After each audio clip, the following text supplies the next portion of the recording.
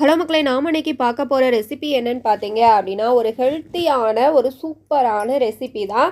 So அது மட்டும் இல்லாமல் குழந்தைங்களுக்கு வந்துட்டு பார்த்தீங்க அப்படின்னா, ஒரு சூப்பரான ஹெல்த்தியான லஞ்ச் பாக்ஸ் ரெசிபி அப்படின்னு கூட சொல்லலாம். அதுக்கு வந்துட்டு ஒரு செம்மையான சைடிஷ் பொட்டேட்டோ கிரேவி வந்து பண்ணியிருக்கோம். ஸோ செம்மையாக இருந்துச்சு. எவ்வளோ சாஃப்டாக இருக்குன்னு பாருங்கள் சப்பாத்தி.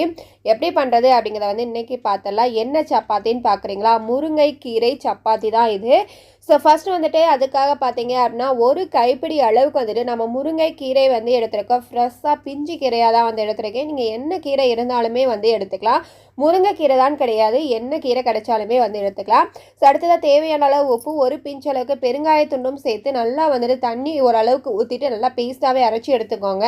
இப்போ வந்து இந்த டம்ளரில் வந்துட்டு ஒரு 5 டம்ளர் அளவுக்கு நான் வந்துட்டு கோதுமை மாவு வந்து எடுத்திருக்கேன். ஸோ அதற்கு தேவையான அளவு உப்பு, கொஞ்சம் வந்துட்டு நான் வந்து வெள்ளை எள்ளு வந்து சேர்த்துருக்கேன். இருந்தால் ஆட் பண்ணிக்கோங்க, இல்லைனா ஸ்கிப் பண்ணிக்கோங்க, தேவையில்லை. அடுத்ததாக வந்துட்டு நம்ம வந்து இப்போது எண்ணெய் வந்து ஆட் பண்ணியிருக்கோம் ஒரு 2 டேபிள் ஸ்பூன் அளவுக்கு. இது எல்லாமே வந்து சேர்த்துட்டு ஃபைனலாக பார்த்தீங்க அப்படின்னா, நம்ம அரைச்சி வச்சுருக்கோம் இல்லையா முருங்கைக்கீரை பேஸ்ட்டு, அதையும் வந்து உள்ளே சேர்த்துக்கோங்க. சேர்த்துட்டு இந்த மாதிரி வந்து நல்லா பெசரிக்கலாம். ஸோ பெசரும் பொழுதே பாருங்கள் எந்த அளவுக்கு வந்துட்டு க்ரீன் கலரில் வந்து மாவு வந்து வந்துருச்சு அப்படின்னு சொல்லிட்டு. நார்மலாக நம்ம சப்பாத்தி பதத்துக்கு பிசைவோம் இல்லையா, அதே ஃபார்மேட்டில் வந்து பிசைஞ்சிட்டு ஒரு 10 நிமிஷம் வந்துட்டு நீங்கள் மூடிட்டு எடுத்துக்கோங்க.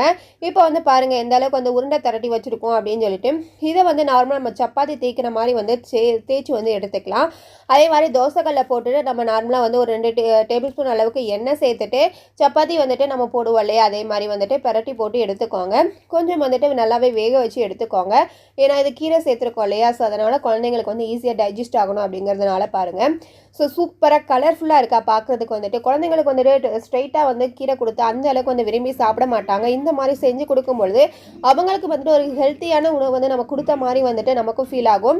அதே மாதிரி வந்துட்டு நம்மளுடைய உடம்புக்கும் வந்து ரொம்பவே வந்து நல்லது. முருங்கைக்கீரை எதெல்லாம் சேர்த்துக்க முடியுமோ அந்த மாதிரி எல்லாத்துக்கு கூடயுமே வந்து நீங்கள் சேர்த்துக்கலாம். நார்மலாக தாளிக்கும் போது கூட கொஞ்சம் போட்டு தாளிச்சிங்க அப்படின்னா அவ்வளோ மனமாக இருக்கும்.